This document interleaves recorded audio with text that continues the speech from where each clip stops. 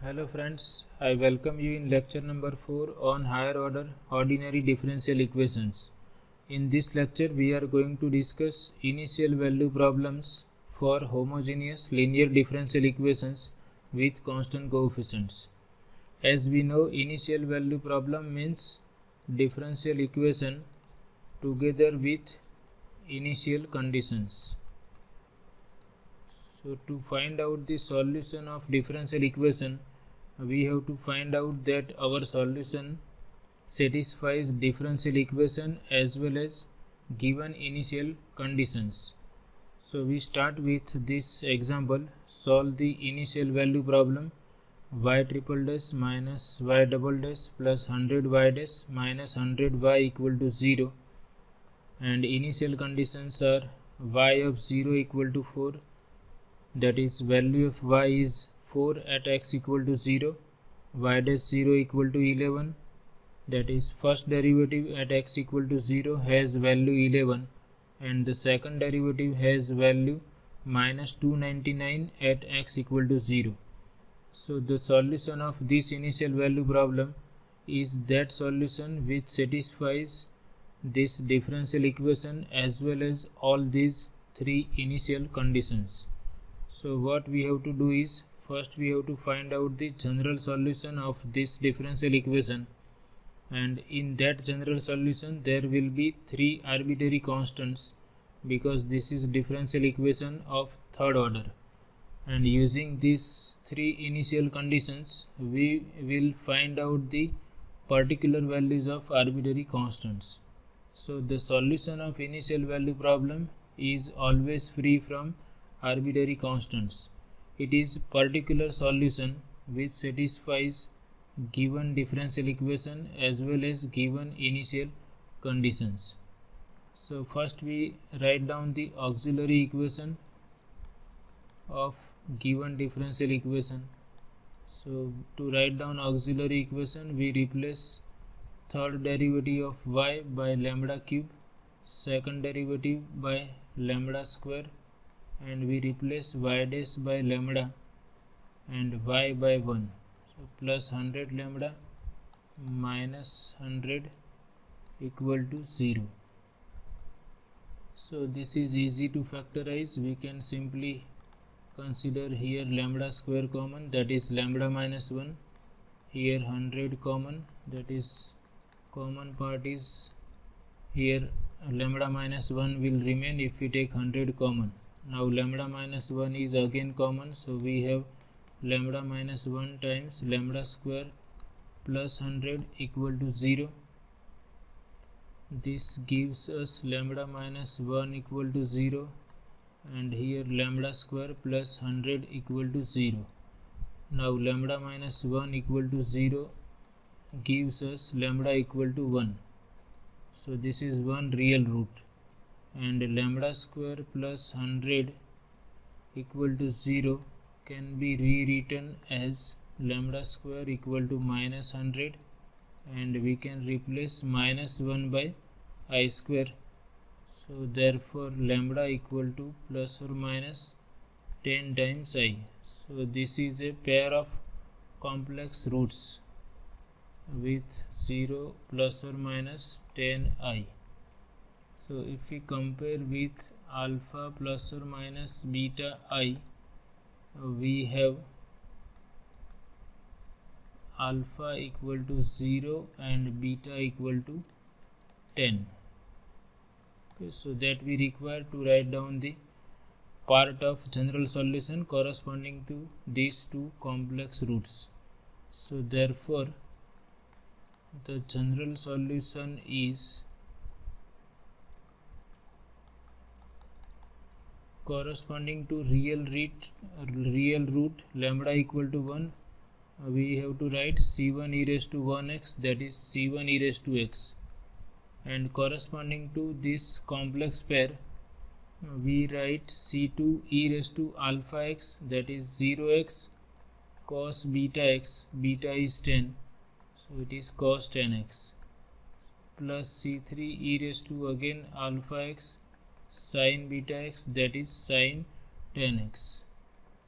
We have discussed in earlier lectures that if we have complex pair alpha plus or minus beta I, then solution is e raised to alpha x cos beta x plus c2 e raised to alpha x sin beta x. This we have discussed in previous lecture.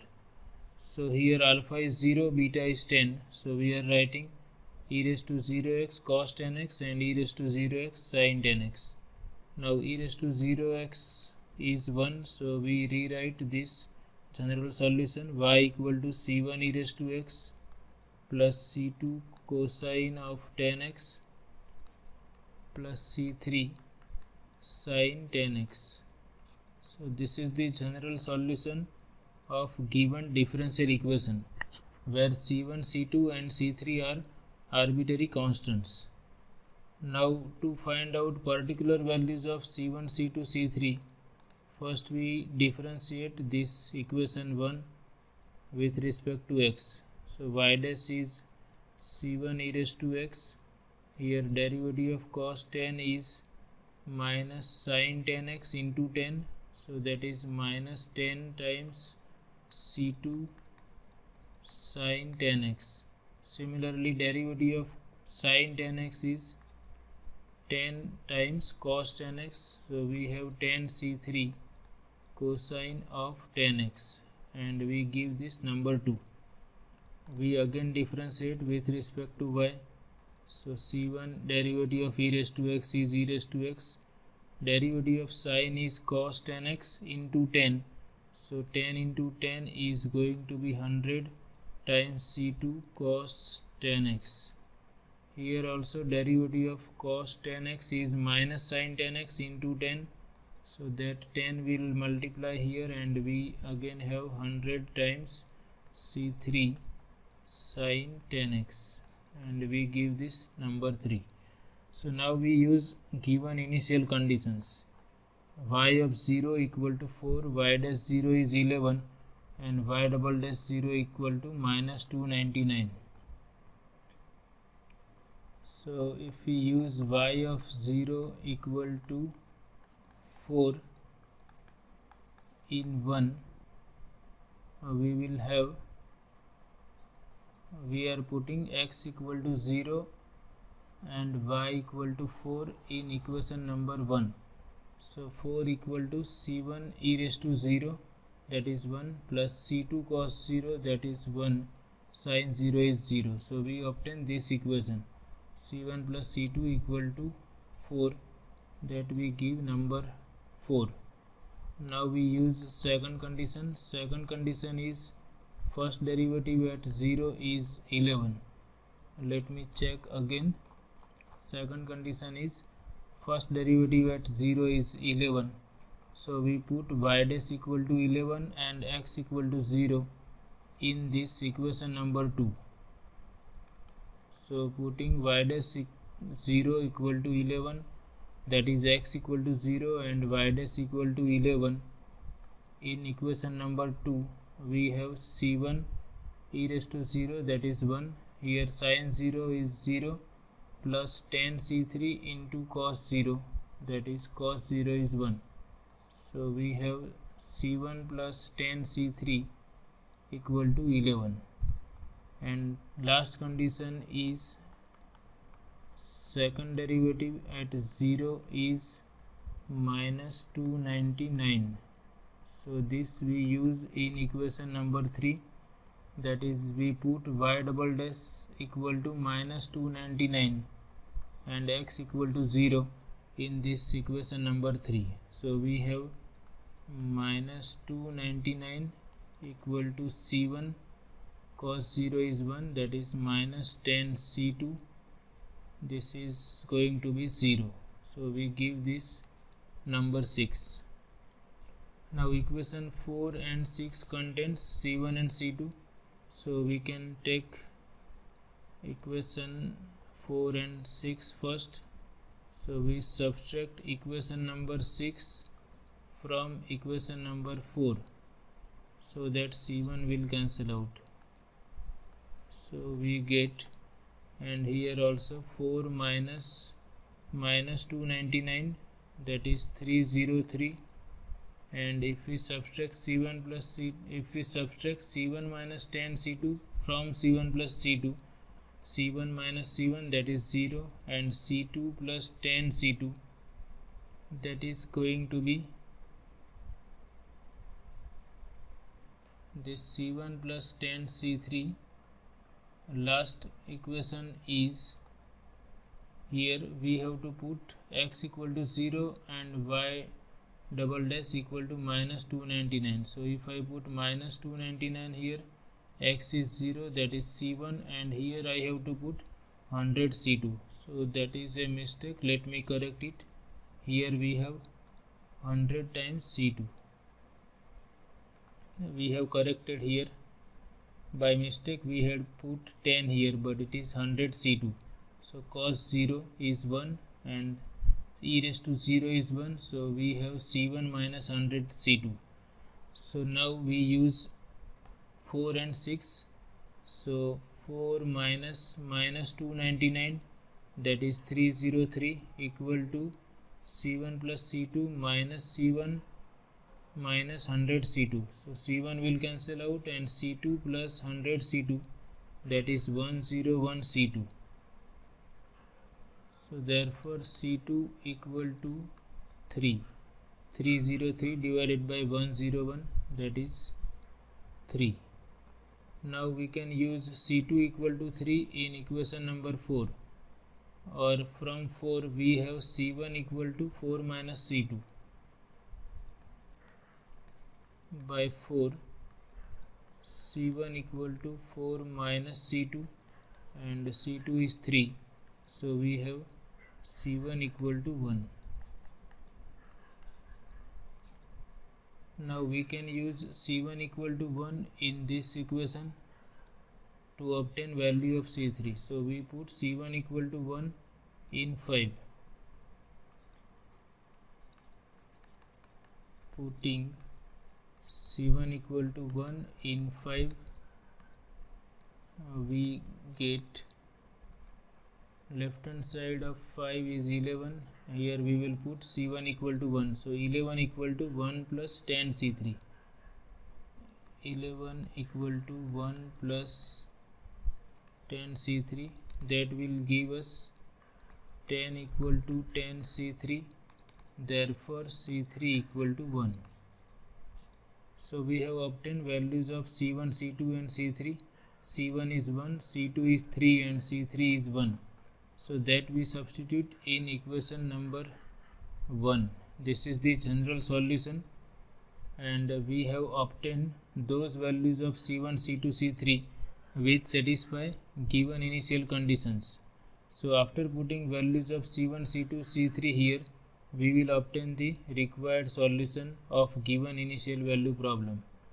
So now the last step is putting values of c1, c2, c3 in 1. We get y equal to c1 is 1, that is e raised to x. We are substituting in this equation. So e raised to x, c1 is 1, c2 cos 10x plus c3 sin 10x. c2 is 3, so we have c2 cos 10x. So c2 is 3, so we have 3 cos 10x, and c3 is 1, so we have sin 10x. So this is the solution of given initial value problem. So here we write, which is solution of given initial value problem. So this is particular solution.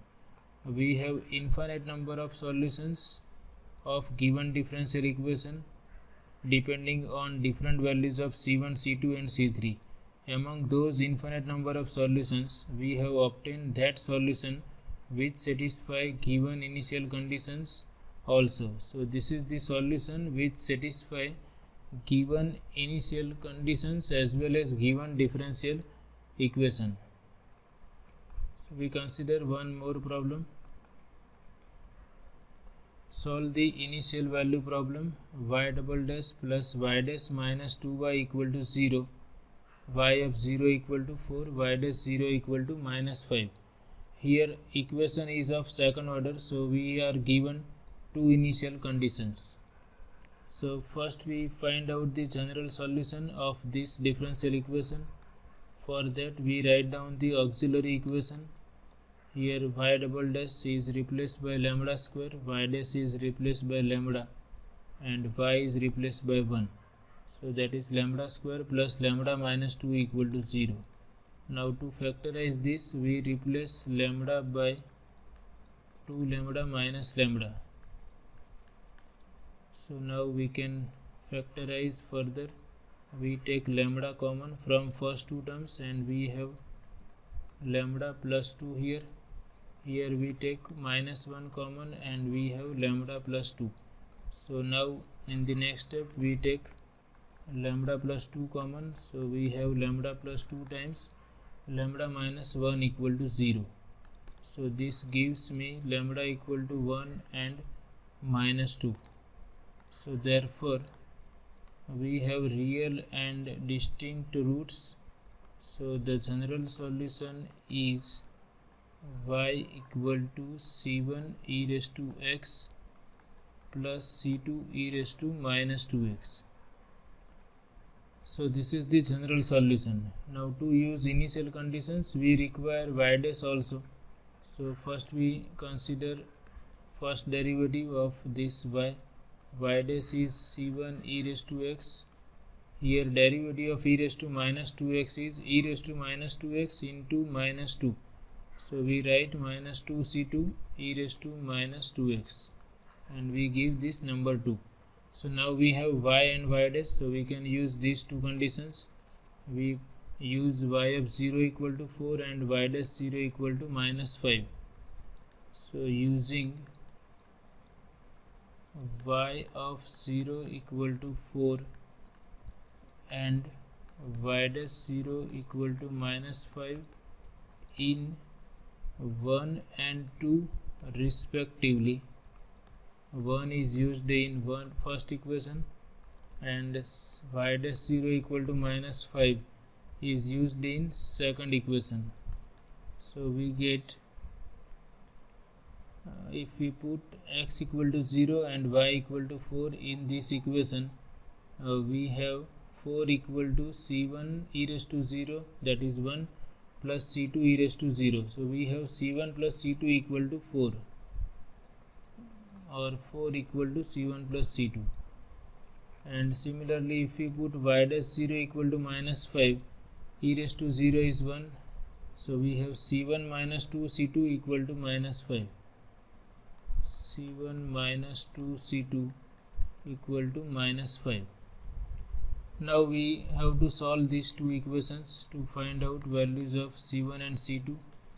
So we can have subtraction of 4 from 3 because we have c1 in both the equations. So taking 3 minus 4, we get c2 minus minus plus 2c2. c1 will cancel out and this is going to be 4 minus minus plus, that is 9. So therefore 3c2 equal to 9, therefore c2 equal to 3. And we can use equation number 3 to find out c1. So by 3, c1 is 4 minus c2 and c2 is 3, so we have 4 minus 3 equal to 1. So therefore c1 is 1. So we have obtained both the constants, so we now write down their values in this general solution. So therefore the solution of initial value problem is y equal to, here in this general solution we have c1 e raised to x plus c2 e raised to minus 2x. So c1 e raised to x, that is 1 into e raised to x, plus c2 e raised to minus 2x, value of c2 is 3. So we have obtained the particular solution or the solution of given initial value problem. This solution satisfies initial conditions as well as given differential equation. We can check also if we want to check whether initial conditions are satisfied or not, then we have to put x equal to 0 in the solution and we must obtain 4. Similarly, we have to put x equal to 0 in the derivative of solution and we must have minus 5. Suppose we check for x equal to 0, we have y of 0 equal to e raised to 0, that is 1 plus 3 times e raised to 0, which is 1. So we have y of 0 equal to 4, that is first condition is satisfied.